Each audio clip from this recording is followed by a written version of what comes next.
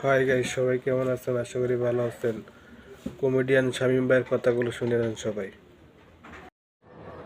আমি জানি না আল্লাহ ভালো জানেন।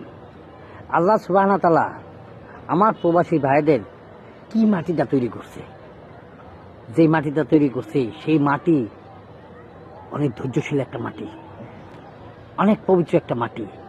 কারণ কি জানেন? কারণ আপনি স্বপ্ন শখ আহ্লাদ, মানে কথা আছে না যে শখ আহ্লাদ সব মাটি দিয়া, সব স্বপ্ন মাটি দিয়া প্রবাসী যাইয়া জীবন যুদ্ধে আপনি একটা সুপার হিরো। প্রবাসী ভাই আমার, জানেন ভাই, আমি যখন শুটিংয়ে থাকি 5 দিনের জায়গায় 6 দিন, 6 দিনের জায়গায় 7 দিন হলে অস্থির লাগে, পাগল হয়ে যায় কখন বাসে আসবো। অথচ আপনারও আমার মতন ছটফটান, কিন্তু আপনাদের ছটফটানোটা হচ্ছে একটু ভিন্নতা। আপনারা কখন ছুটি পাইবেন, কখন বাড়িতে আসবেন, কখন মা বাবা সন্তানদের সাথে দেখা করবেন, আত্মীয় স্বজনের সাথে দেখা করবেন।